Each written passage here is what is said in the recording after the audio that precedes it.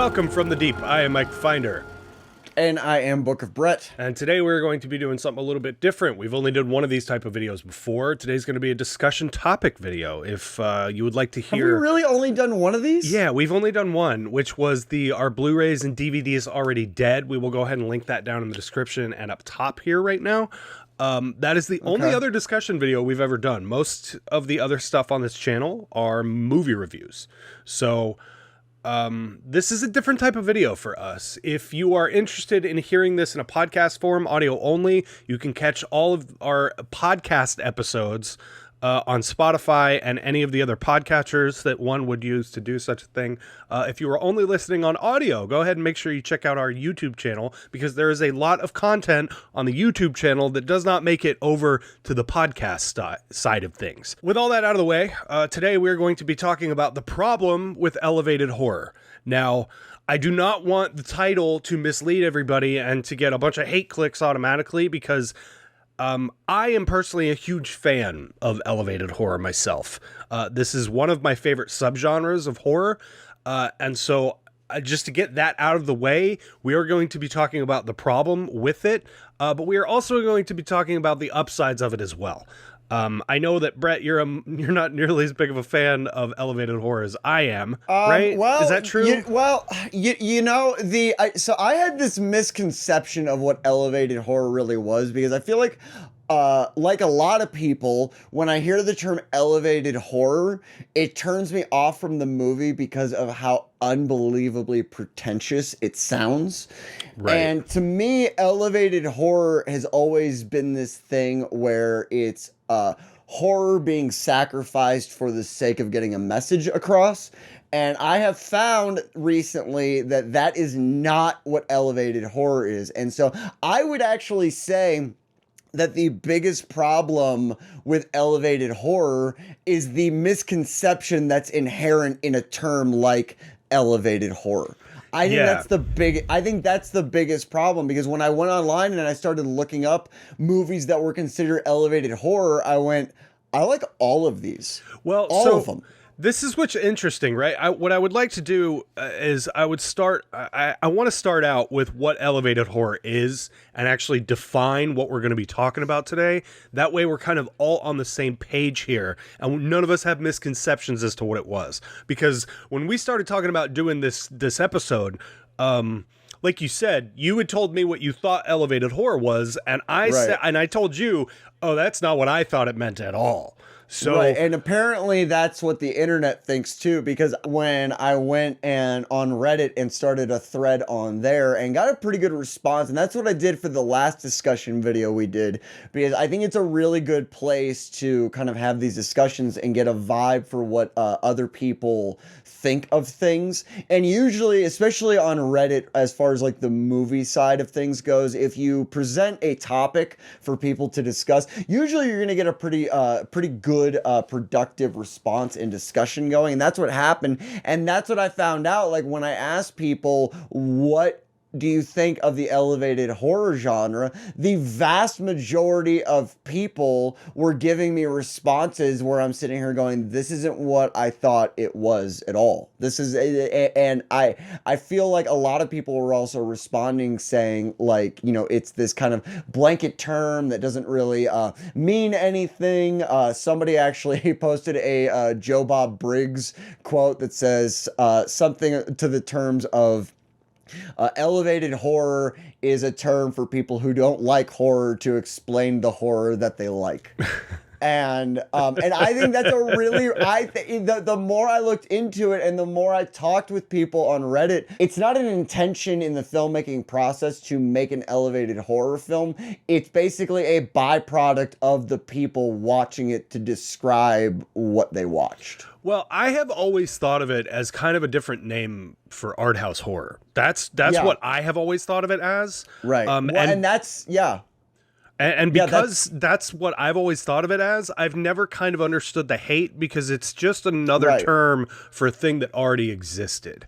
Well, and that's the thing is what I found out, what I'm finding out is that the hate seems to come from, first of all, I don't understand why the term exists if it's basically another term for art house horror, because art house horror already sounds a little pretentious. Not like overly so, but Right. it does when you call something art house, it's almost like saying this is more artistic than another type of horror. When really it's talking more about it is talking about the aesthetic, but it's also talking about the writing and stuff like that as well. So to have the term elevated horror, I feel like most people hate it because it sounds pretentious.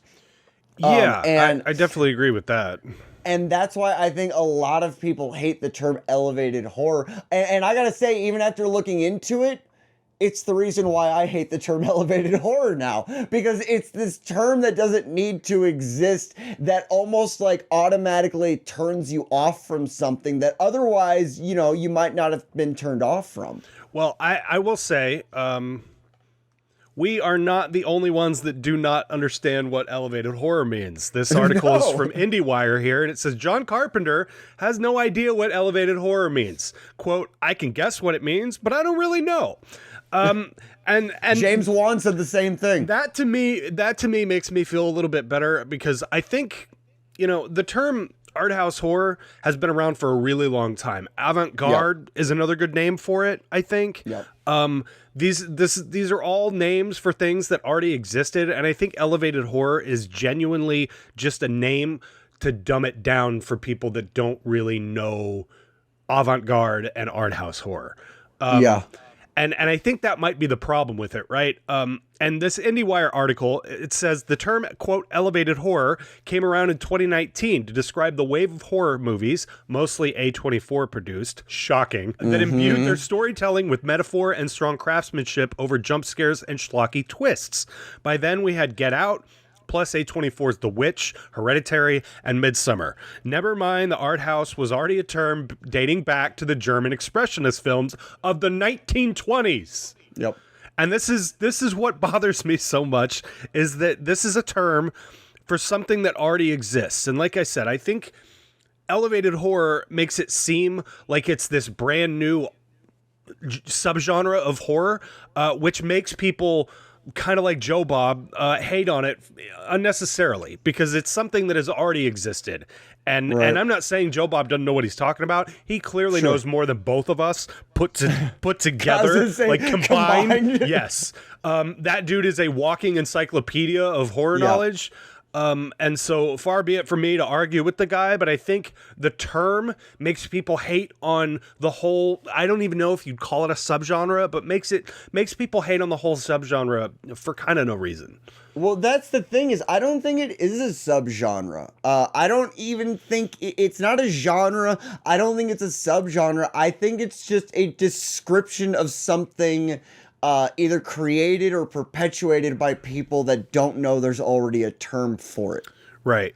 And this is the thing though, dude, is when you look up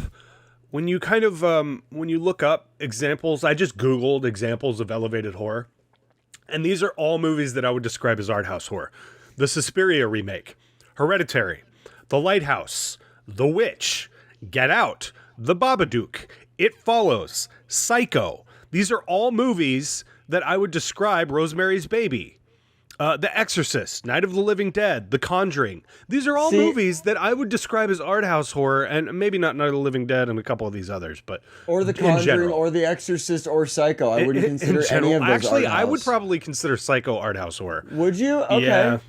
Yeah. But really loosely. This is the problem with this, right? Is that there are no defined terms. When we're talking about a slasher, like slashers have really defined terms, and everybody can kind of generally speaking agree to what a slasher is or what a religious horror movie is. But there's no, and I think that goes to what you're saying, is this is why it may not actually be a subgenre, because there are no defined terms as to what they are. Right, well, and that's why I don't have an issue with elevated horror or art house horror.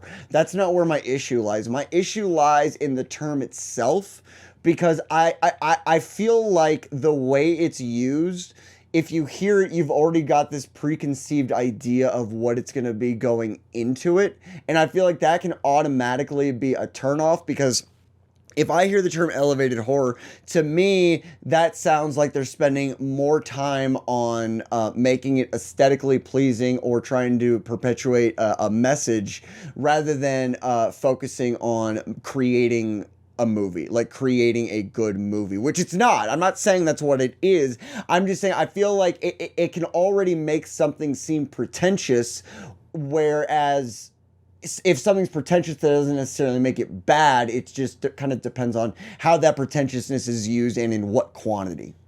Well, I mean, I will say, I think art house horror by its very nature is super pretentious. Now, yeah, but again, that's not necessarily a bad thing. That's exactly what I was going to say. It doesn't mean it's a bad thing.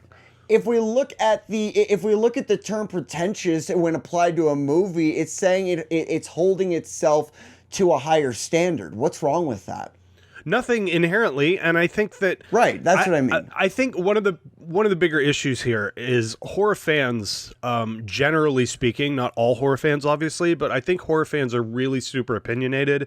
Oh, for sure. And they know what they like, and there is a very specific small set of rules that makes something a horror movie. And when it's not hyper gory and jump scary or filled with monsters and slashers or any of that other stuff, I think a lot of people automatically write it off. And the problem here is people like Ari Aster are making things that I would consider a horror movie, but I would also consider it something else entirely. Which is, I think, why this term exists. Well, and I think, like Ari Aster, for example, is, I would say his movies border more on thrillers with a horror aspect to them. If we look at, for example, there's that movie, There's Something Wrong with the Johnsons, or There's Something Up with the Johnsons. It was like his...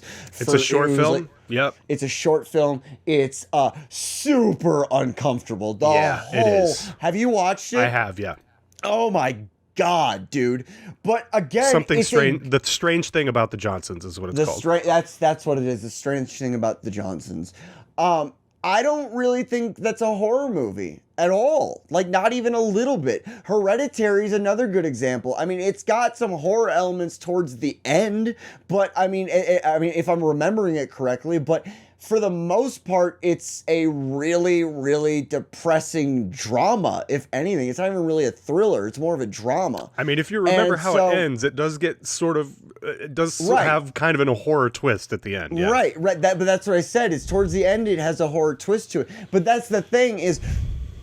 It's this need to put things into carefully constructed compartments. Yeah.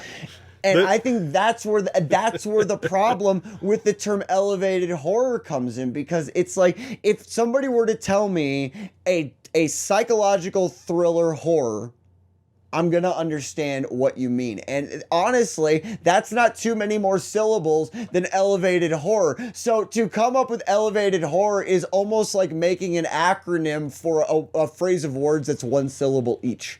Yeah, I mean, I think Robert Eggers is maybe a better example here. Did you see The Lighthouse? Oh, I loved it. It's incredible. One of my favorite movies, period, of the last couple of years. I would also say The Witch... from him is another great example of this. I think it's not straight horror.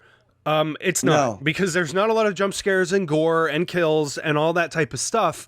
But it is horror adjacent, as some people might say. That's called thriller. The adjacent genre to horror is thriller. That's why I like The Lighthouse. I don't really consider The Lighthouse a horror movie. I consider it a psychological thriller. That's what it is. And that's what I'm saying is it's this propensity to have to put things into these carefully constructed boxes. It's like give it a genre and then just enjoy the film. Like, I don't understand why this one's an elevated horror film. And that's, like I said, it's not something put there by the filmmakers. This is clearly something that was created from a viewer perspective. Well, if we, I have a couple articles pulled up here, and this one is why elevated horror is an unnecessary and elitist term. This says, in general terms, elevated horror refers to films that attempt to upset you emotionally, tending to focus on dramatic elements over blood, gore, and jump scares. Example of this would be the works of Ari Aster, Hereditary, Midsummer, Jordan Peele, Get Out, Us, and Robert Eggers' The Witch and the Lighthouse. It seems impossible to mention elevated horror without invoking Aster's name, which is one of the very first ones that I brought up. Yeah.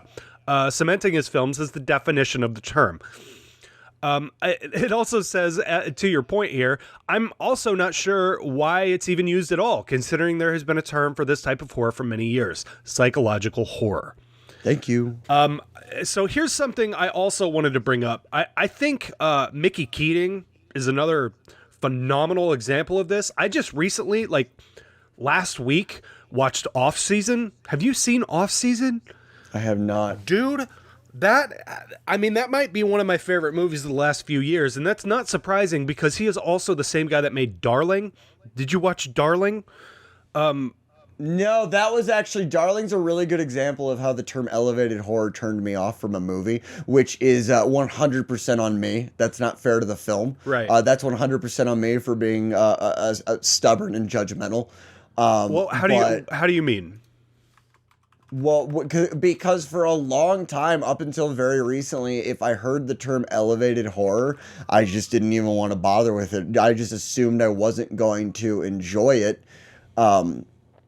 because it gave me the idea that it's like, oh, well, you know, this is going to be way up its own ass, like that kind of thing. But this goes back to what we were talking about on another video of trying to keep an open mind, trying to start being more open-minded when it comes to stuff. Yeah. And so Darling is actually on my watch list now that I've kind of gotten the stick out of my rear end. Dude, I'm telling you, Darling is phenomenal. And it's one of the first...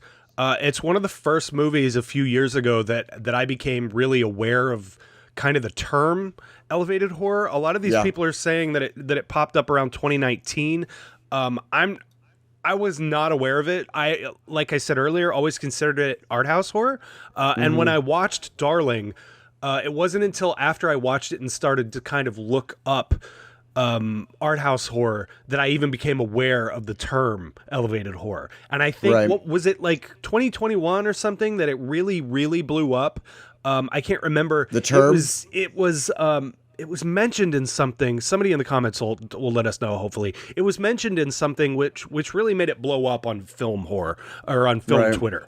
And everybody started going crazy about what this means and how it's not a real thing and this, that, and the other. So yeah, I think Darling kind of predates the whole term by 3 or 4 years if we go by it showing up in 2019. And then I think one of the other ones that I really consider when we're talking about this stuff is Seder. I think not enough people talk about Seder. And that was one movie, we actually reviewed that movie when we were still doing the podcast on my channel. I will try to remember to link that down in the description as well as up here right now.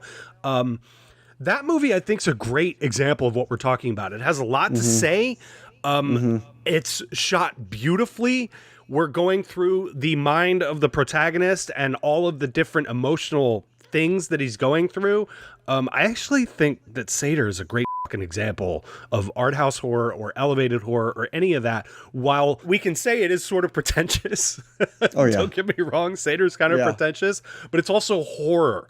Like, it is straight horror. Well, and that's the thing, is Seder's another one of those ones where, like, I wasn't fully on board with it, again, because it did feel pretentious, because it was being talked about as like this elevated avant-garde horror type of thing. But again, that's more on me for being, you know, again, like I said, very stubborn and judgmental. But again, I think that's how a lot of people feel when they hear that term. That term is honestly, in my opinion, that term does not do a film the good that I think people who use that term a lot think it does. I think it actually does more damage. I think it's more of a derogatory term than oh, you have to go watch this, it's elevated horror. A lot of the things that make art house kind of go back to, you know, like way back in the day when you're working with a limited budget.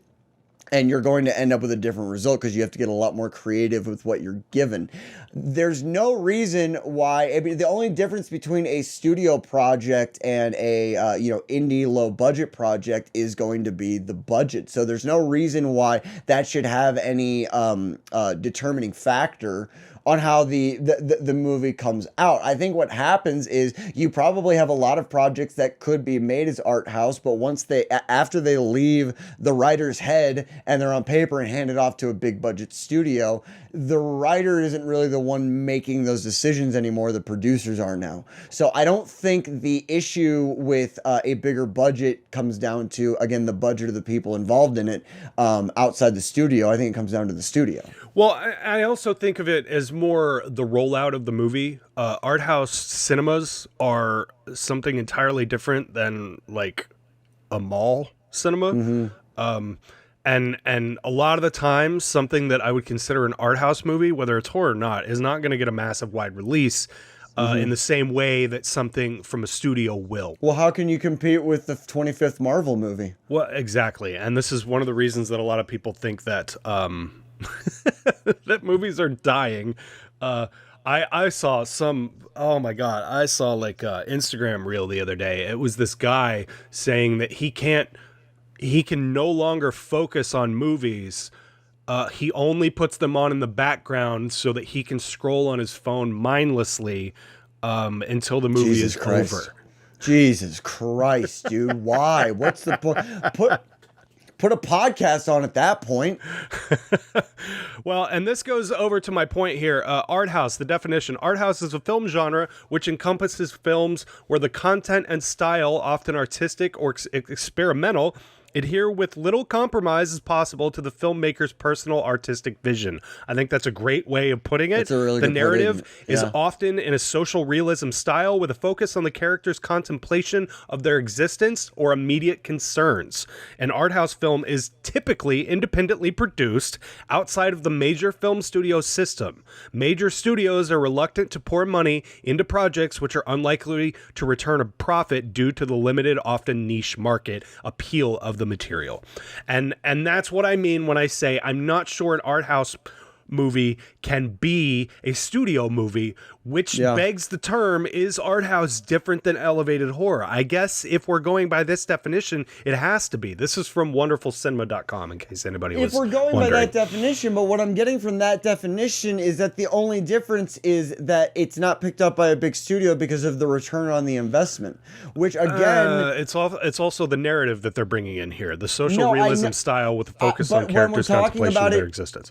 When we're talking about it in the realm of a studio versus indie project, the only reason why it is independently produced is because the studio doesn't want to take it on. That doesn't have any bearing on how it's written or how it's lit or anything like that. I completely disagree. If it's written in a way that is not that does not have mass appeal to a wide audience, it automatically, especially because of the style that they're going for, and they're more, as that said, they're more worried about the filmmaker's personal artistic vision than they are appealing to as wide an audience as possible.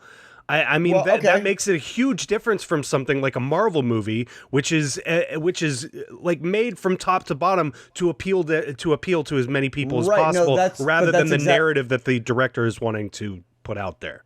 That's exactly what I was saying, though, is it's not being picked up by the studio because it's not going to have the return on the investment that they would like it to have. Okay. And so, but again, the question really comes down, do you even want it to be a big budget studio producing it? Like, do you want them getting their hands into it to make it more mass appealing? And I would argue that no, I don't. Well, I mean, I guess it depends on what kind of movie you're talking about, right? I think The Witch did so well, not only because of the people that are in it, because it has I don't know if what's her name from Anya the menu. Taylor-Joy? Yeah, I don't know if she was a huge name before that movie. I don't know enough about her career, but I would say that The Witch is a good example of being kind of both. Because it does have wide appeal, but it's also got all the markings of what an art house movie is, or an elevated horror movie is. And so I don't know. I'm kind of torn here. I don't know if an art house movie can be a studio movie or not. All that is to say, this is the problem with elevated horror. Because there is no defined, definitive thing that you can put in a little box in the same way that tech house is different than deep house. Like there's such defined terms on what deep house is compared to tech house, compared to techno, compared to whatever else you want to say in the dance music world. Those things, while annoying as hell to deal with when looking for artists or trying to discover new things, often help you define what it is so that you know what you're looking for. And I think that's the problem with elevated horror. It's not got defined things that go into it, so that it's harder to even talk about what the hell it is. It's hard to talk about what it is unless you have a ton of examples, and that is not the defining factor of a good genre term. Right. Like, I shouldn't have to... if I tell somebody it's a horror film, they have a general idea of what it is. If I tell somebody it's a comedy, they have a general idea of what it is without giving specific examples, references, and plot points. Yeah. If I tell somebody elevated horror, 9 times out of 10, they're going to go, well, what makes it elevated horror? I shouldn't have to give you a bunch of examples. And I don't mean like it's a bother to give you a bunch of examples, but if you're going to use it as a term, the term needs to be able to really kind of detail what you're going to be getting yourself into. Otherwise, what's the point of it? Like, if I tell somebody art house, you have a pretty good idea of what you're going to be getting yourself into. Yeah. There's going to be complexities in the writing. There's going to be a certain aesthetic to the film overall, even though you might not know what it is going into it. But elevated horror is just it feels like such a nothing burger term. Well, going back to this article from horrorobsessive.com, this says elevated is such a broad term that it can be applied to things that don't necessarily fit the label, and disagreements as to what fits and what doesn't confuses people, especially since elevated horror is sometimes described as horror for non-horror fans. And I think you could say the same thing about thrillers, right? Like, horror thriller is kind of appealing to somebody that wouldn't go watch a Friday the 13th movie or Terrifier or something along those lines. And you know what? I even though I can agree with the sentiment, I don't know if I totally agree with the fact that it's horror for non-horror fans. I definitely don't. Yeah. I don't think that's fair. I really don't, because it's like, who's to say you like a certain type of horror? That's gatekeeping. We're gatekeeping at that point. Exactly. We're saying you don't like horror because you don't like this kind of horror. And I feel like this is something that is so prevalent in the horror community. And I know I'm going to get crap and backlash for this, but there is so much gatekeeping on both broad and small scales in the horror community. It's like I don't see gatekeeping in most other genres like I see in the horror genre. And at the end of the day, just enjoy it. And if you didn't enjoy it, that's fine. And if somebody else didn't enjoy it and you did, that's fine too. But with the gatekeeping and the necessity to go, oh, it's this or oh, it's that, it can be one thing without having to be that on a microscopic level. I mean, I definitely agree with the gatekeeping stuff you're saying. The horror community has a very big problem with that. Now, with that being said, I think the reason that you have gatekeepers and stuff like this is because you don't have comedy obsessed people. You don't have indie obsessed people. That's a fair point. The thing that makes horror special is that there are people that live their entire lives with horror being the genre that they are into, and there is no other genre in film like that, and that is why it is special. Now, with that being said, it also lends itself, with that being the case, it's kind of like DVD collecting. It also, the type of person that is willing or is going to be obsessed with horror is also the type of person that is going to gatekeep, and that I think is the biggest issue that horror has, is that The people that are really into it, but they also kind of, it's kind of like punk kids. Punk kids are really like, this is mine, and I don't want the mainstream to know about this. And at the same time, as the horror community, we all cheer when Terrifier 2 does really well and the whole world starts talking about it, which is sort of ass backwards. And so I think the biggest issue is that the DVD I brought DVD collecting into it because it's the same sort of thing. I know more than you do. I am deeper into this than you are. I have more of these than you do. Therefore, I know more about this than you do.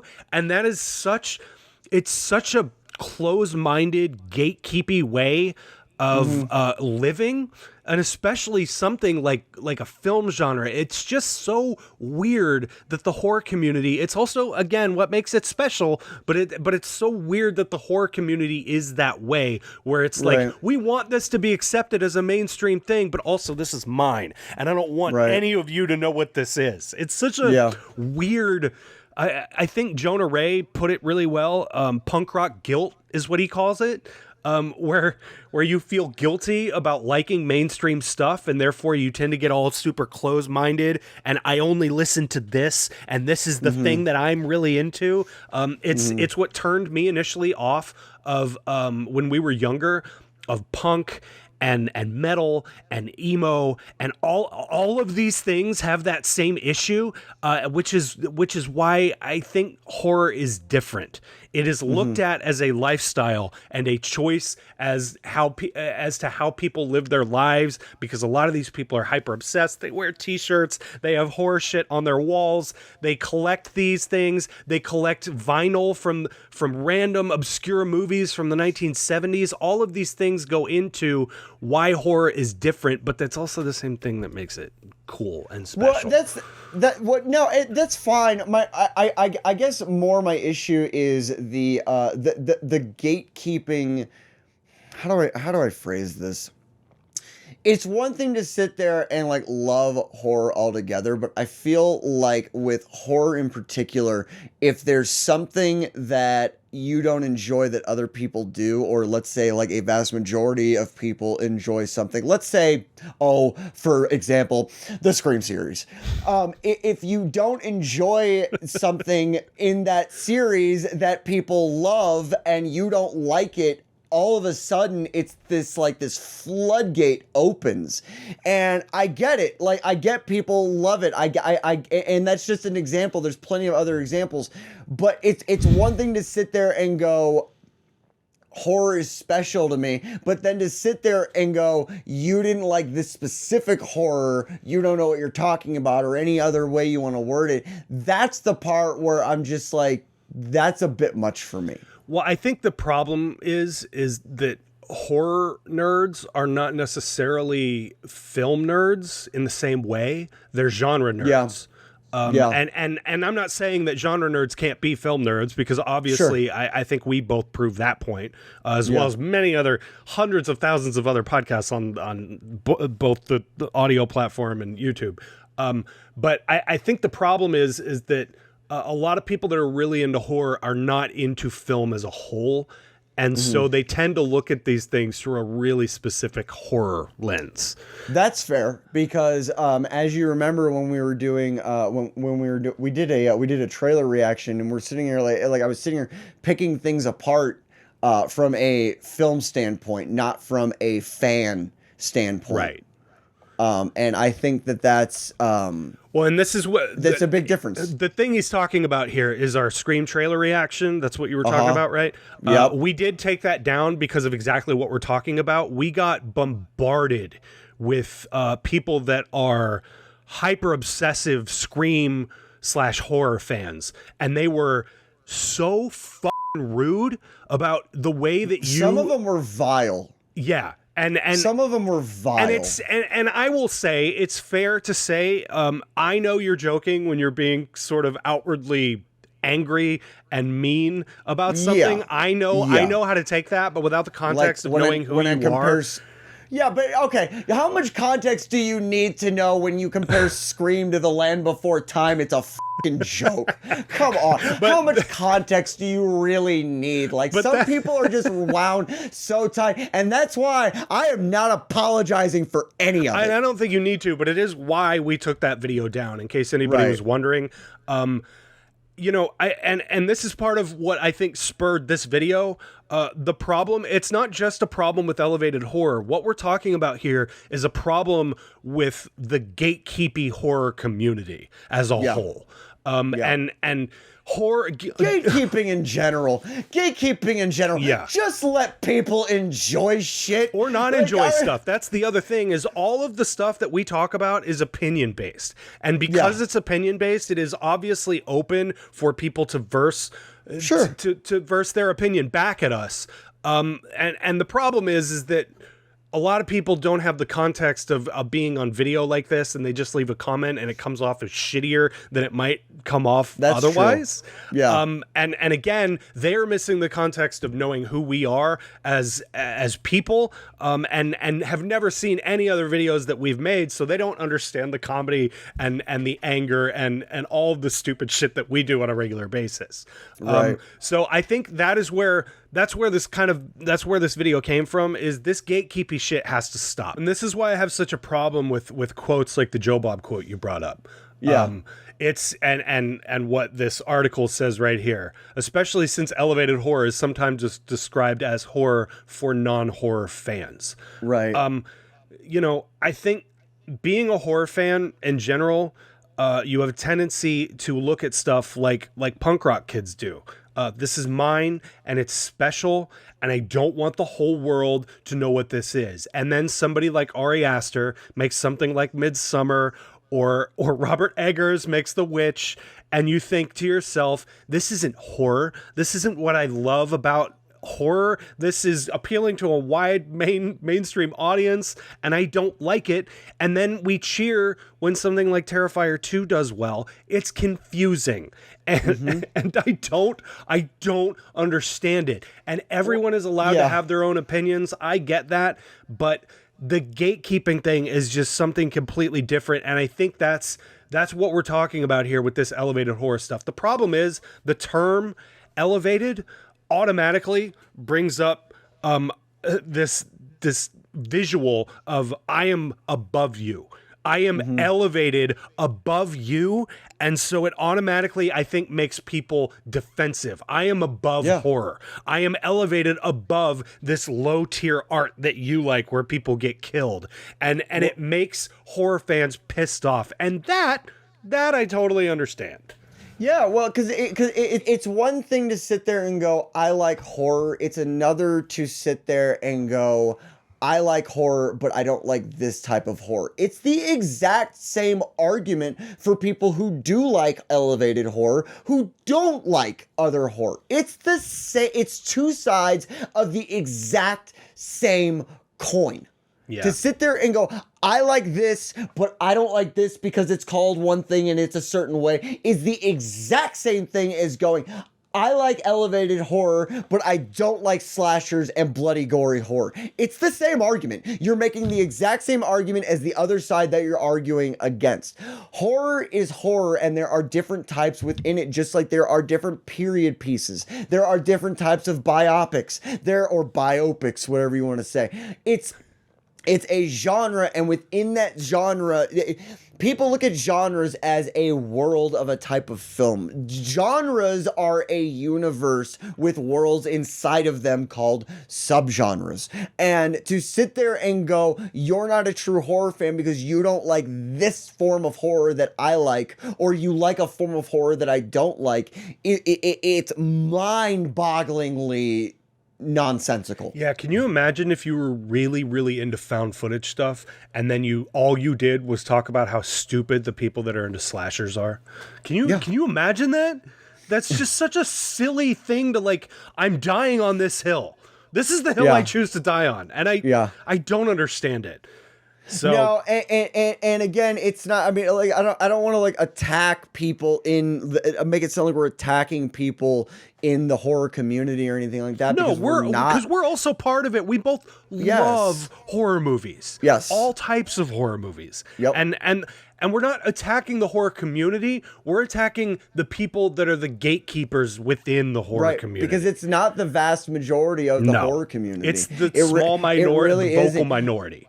Yes, dude. The vast majority of people that love horror that I've talked to, not one of them has sat there and gotten heated and pissed off, and like they haven't even gotten pissed off. There's been a disagreement. We didn't agree on something. We voice our points, and that's the majority of the interactions I have with people in the horror community. But there's this small sect that you're always going to have in anything ever that they get so heated about it, and I don't understand it. Well, it goes back to people kind of revolving their entire lives around horror, and they take it as a personal attack, I think. And again, it goes back to the term. I don't think anyone has a problem with the term art house horror. It's a little pretentious, and it makes you think of like, oh, I'm so highfalutin and all that. When you use the term elevated, it automatically makes people think that you think that you're above them, because it's the term elevated. It feels like more of a personal descriptor of the person telling you about it rather than a description of the movie you're going to watch. Exactly. Art house horror, or like art. If you tell me something's art house, or if somebody tells me like I really like art house horror, I kind of have an idea of like what kind of movies they're into. If somebody tells me I like elevated horror, that just sounds pretentious on a personal level. I don't know why. Yeah. But it does. And I don't know. Like I said, we said it in the very beginning, and I feel like the sentiment is still very true. The problem with elevated horror is the term elevated horror. Not the movies, not the filmmakers, not anything but those two words. Yeah. Well, and this is why I'm glad we got some outside perspective from Reddit. Like you said earlier, you put up a Reddit post this morning, I think. And I'll just read the post that you put up. A friend and I were discussing what, quote, elevated horror means, and if it's being overused nowadays, which led us to deciding on discussing it as a topic for a podcast. I wanted to see what others think of the idea of, quote, elevated horror, what it might mean to other people, and if it's becoming others overused and others' opinions. So, do you have some specific comments here that you want to go through? Because I know that you responded to some of them. Yes, I sure do. One of my favorite ones is actually the top-rated one on there right now. It's from All Is a Conspiracy. And first of all, if anybody in that thread watches this video and you saw it, I want to thank everybody for a very constructive discussion.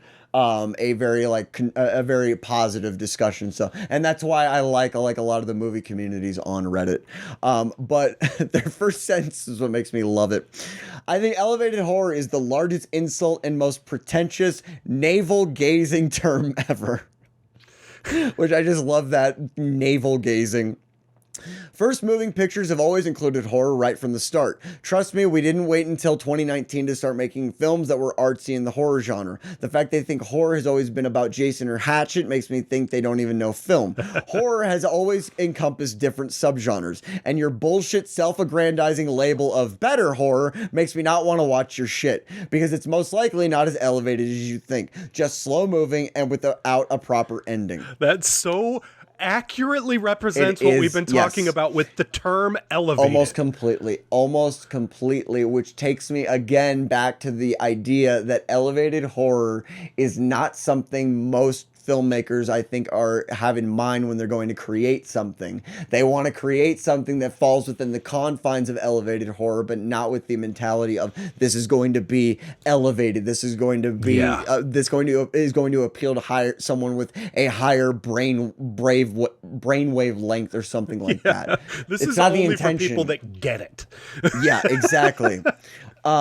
Most of the comments on here were talking about how the term is very pretentious, and the term in of itself can really be a turnoff, which is why I don't think we ever see it used as a term or a genre descriptor on like IMDb or Wikipedia. I don't think even if any director would ever willingly put that on a poster or something. Yeah, yeah. So there was also another one by Mike Logan, 1975. Though what he said, I don't totally agree with. This is a really good example of being able to disagree, say something that you might not agree with, and not come back as like, you know, in a hateful way, to have a constructive debate. They said elevated horror is a way for writers and directors to say that if you don't understand their film, that you're not as enlightened as those who do. This is just elitist and pretentious gatekeeping for movies that, well, suck. I don't agree with that. I don't agree with that either. I don't agree that it's something that directors and writers are using. I can't say that it's not something that wasn't in their heads going into it. However, the part I do agree with is that it's elitist and exclusionary. It is an exclusionary term. Yeah. It is a form of gatekeeping. Just like we have a lot of people, or not a lot, we have some people in the horror community that are gatekeeping non-elevated horror. There are a lot of people that use elevated horror as a term for gatekeeping themselves. That's actually a really good point that we didn't even touch on. It does go both ways. Absolutely. It absolutely goes both ways. It's a term for people to sit there and go, this horror is better than your horror because it's not just gory. Horror in of itself is supposed to be fun. I mean, it's supposed to scare you, and people that enjoy horror and enjoy being scared, there's something fun about that. Like, just like a lot of people that don't like horror movies will go to haunted houses during Halloween. Exactly. They go to be scared because that's fun. It's a form of fun. Anyway, continuing, movies like Hereditary, Mother, or The Lighthouse purport themselves to be some kind of next-level horror with analogous themes that the average viewer just cannot grasp or seem to understand. I love watching movies. I love talking about them, breaking them down to find those underlying layers that make them better and more interesting. However, I don't feel as though I should have to do this just to figure out what the writer or director is trying to convey. No one asked you to. And I don't mean that in a really snarky way, but again, there's this tendency for art house and elevated horror for people that enjoy those more than traditional horror to sit there and go, well, if you didn't understand it, then you just don't get it. Or there's this tendency to go, well, you have to break this down and you have to break this down. Sometimes you don't. Sometimes you don't have to break it down. And you know what? Sometimes if you didn't understand something, sometimes it was just bad writing. Sometimes just bad filmmaking. To sit there and go, you don't understand. And I'm not saying that this is what they're saying. I think this is this is written like somebody who has run into a lot of very pretentious horror fans. That's how this is coming off to me. Which, if that's what you've run into a lot, I can see how that you have this idea of elevated horror being something that is done on purpose. I feel like art house horror, sometimes that's just the filmmaker's style. Like, they have an idea of, I want to make a movie that makes a statement and this is how it comes out. The Shining is a great example. I actually did not find out until today that The Shining is considered art house. And The Shining is in my top 3 favorite horror movies of all time.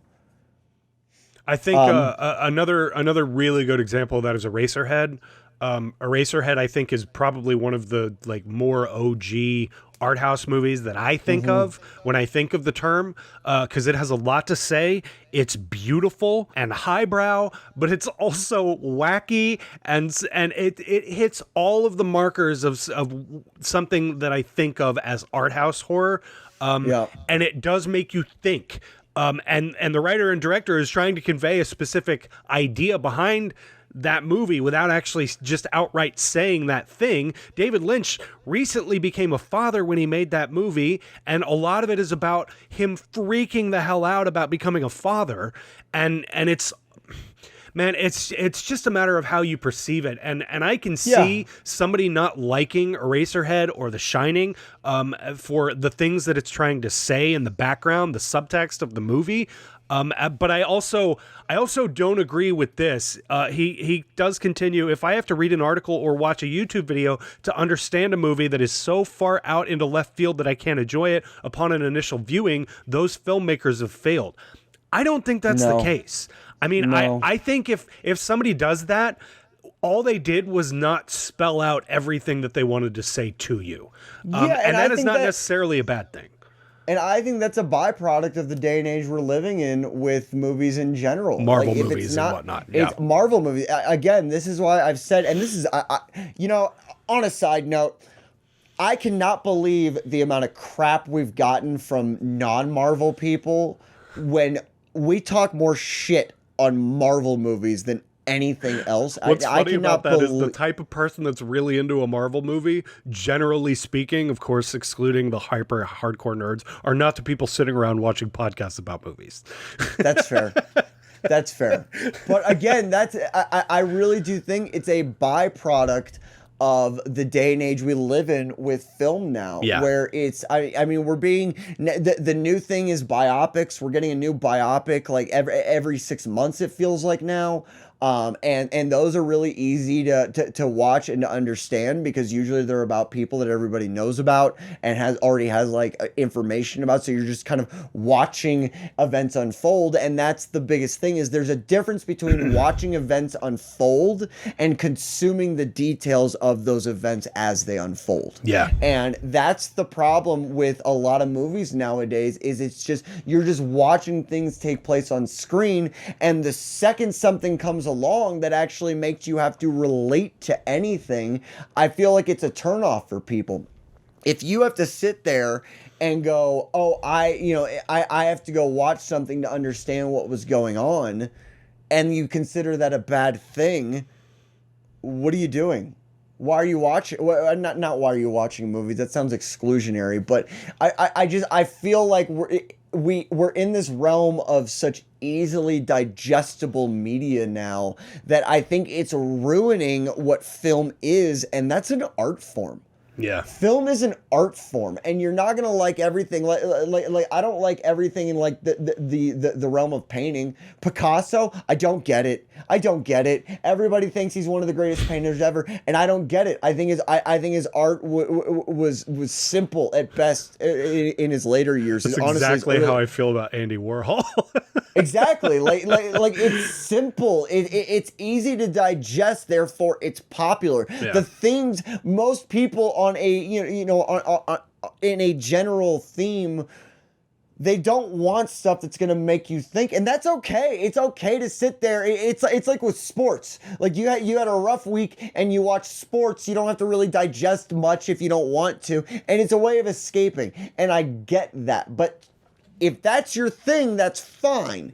But to say that somebody failed because you didn't get it, that's gatekeeping on, again, another level. And the gatekeeping thing, again, it works both ways. To sit there and go, I'm a purist, and people that don't get it shouldn't be watching it, or their opinions aren't valid, is the same side of the coin of people sitting there going, oh, this was highbrow, this is better, and what you like isn't the real deal. See, this is exactly why I felt the way I did about the menu.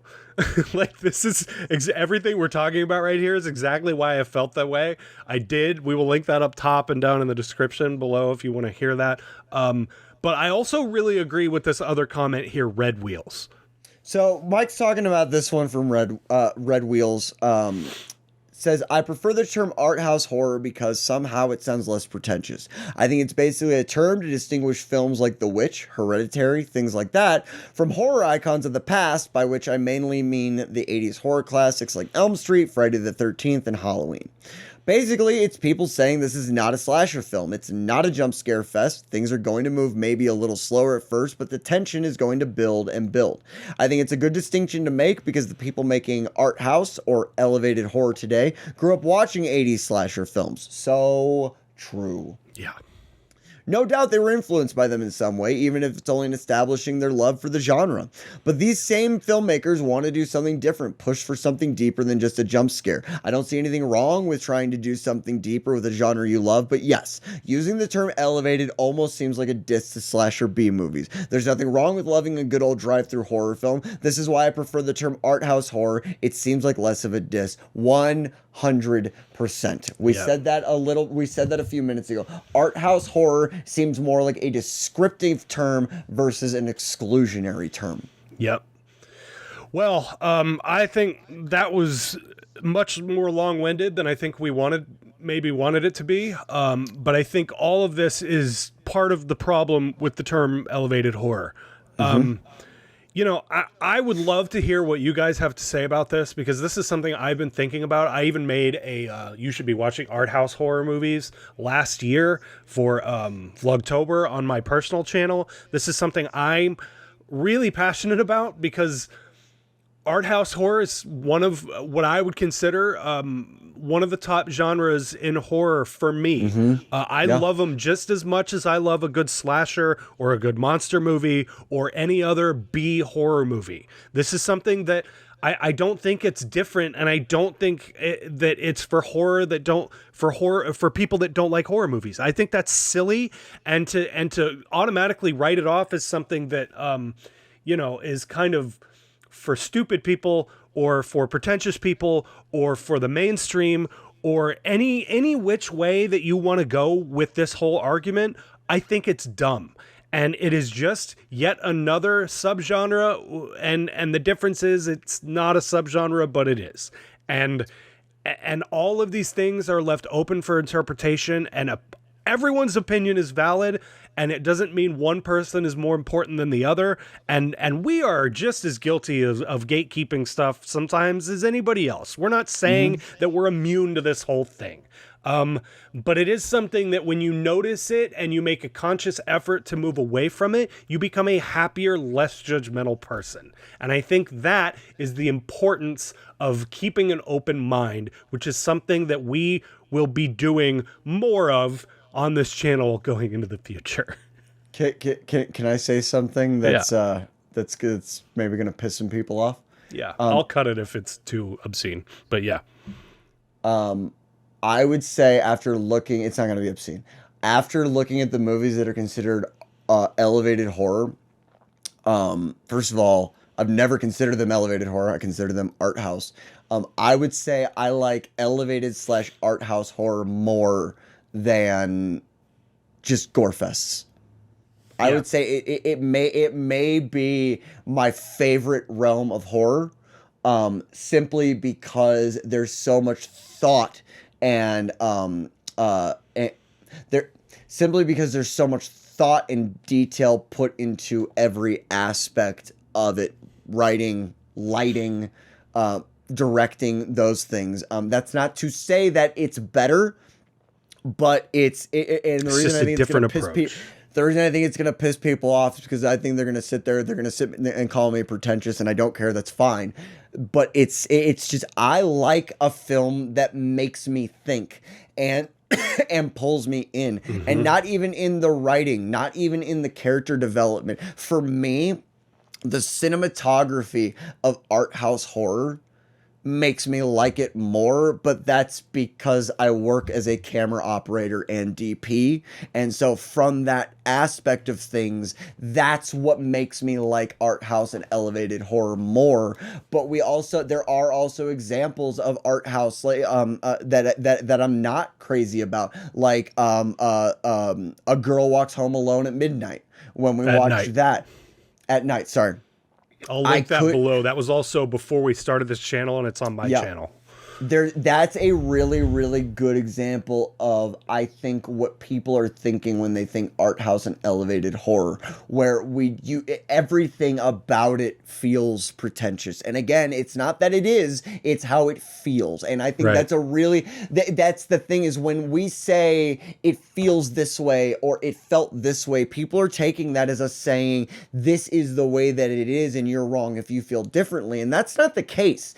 It makes me feel different, because you really liked that movie. I remember that. I think I gave that a 10 out of 10. Movie. Yes, you loved that movie. Yeah. And I specifically remember saying, all I said was, there is a scene in this movie that is the epitome of art house to me. And you already knew it was the clown and the balloons dancing around for no reason. Because for me, it added no context whatsoever. However, we also argued about the ending of that movie because the ending is very divisive and leaves it open for interpretation, and it's a great example of all this. Yeah. So that's why I would say, like, I would actually say elevated horror is a terrible, terrible term for a really, really good, thought-provoking genre of horror.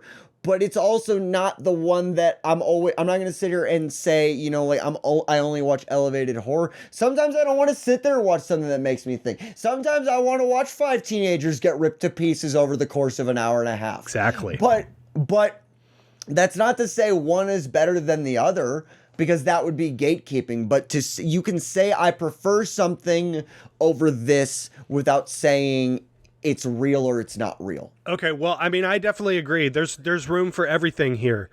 Just because you like a slasher doesn't mean that you can't like art house horror. Or I also want to say it doesn't mean that the directors of that Ari Aster and Mickey Keating and all these other people, Robert Eggers, it doesn't mean that they think they're above anyone else. And just because their movies get labeled one thing, it doesn't automatically mean it's a put down to be drive-in movies. And it's okay to love both. These things are all opinion-based, and everyone has different opinions, and especially movies that are open for interpretation, like A Girl Walks Home Alone at Night. That movie is I wish we had brought that up earlier, because that's such a good example of something that is just pretentious and art housey and elevated in all the ways that we've been talking about, but also can be many things to many different people, and all of those things are all okay. And you just got to keep a more open mind about this stuff. They're all just opinions. We're all on the same team. If you love horror movies, we're all on the same team, I promise. But to sit here and fight amongst ourselves about what is and what is not horror is just silly. And there's room for all of this stuff where Jason rips teenagers apart versus A Girl Walks Home Alone at Night, or Francesca, is that what it is? Or Francesca, imitating Giallo movies. There's room for all of this stuff, and it doesn't mean that one thing is better than the other, regardless of how the media has labeled it as fake elevated. news. Exactly. Sorry. So let us know down in the comments what you guys think about this. This is a really heavy conversation, I think, and a lot of people are really opinionated about this stuff. I think that this is one of those videos that we could just make 3.5 hours long of us bringing up different examples. I would love to know some of the examples that you guys bring up of what is and what is not art house horror, or elevated horror. These are things. This is the reason we started this channel, to have actual conversations with you guys. But I will also say, we have no problem being assholes back to the people that are assholes in the comments. This is the reason that we just got rid of the Scream trailer reaction. And I will also say, on that note, I just don't think we're going to be doing many trailer reaction videos anymore. I think we want to do more stuff like this, where we can have an actual conversation rather than just inviting people to yell at us about our opinions being right or wrong. Well, on that note, I will be starting a trailer reaction video on my own channel called F You, watch it anyway. And I think it's gonna be good. I don't see how it could go wrong. I will use all the comments in my note. I'm definitely gonna bleep all that because YouTube is really, really finicky about the S word. For God's sake. Yeah. We live in teddy bear world where we have to watch what we say. But can't joke about dark topics. Nope. So if you guys like this, make sure you hit the like button. If you really liked it, make sure you hit the subscribe button, because we got a lot more content like this on this channel, as well as coming in the future. I think these topic videos are really interesting to have a conversation between the two of us, and to have you guys as the audience and the watchers and listeners tell us what you guys think. Anybody that's listening to the podcast version of this, go drop a comment on this video. I will try to remember, we will try to remember to link the video link in the description of the audio podcast version of this. On that note, go, if you are listening to the podcast, please go rate us on Apple, on iTunes, Spotify, whatever you're doing there, because I did actually get an email that we were like 31 in Australia for like film podcasts or movie review That's pretty podcasts cool. or one of those. So if you're listening in Australia, thank you. I did want to just bring that up. We are actually doing decently on the podcast side of things. So go throw something over there too. Yeah, absolutely. So thank you guys for watching. Let us know how you feel about all this down in the comments, and we will see you guys next time from the deep. Bye-bye. Ta-ta.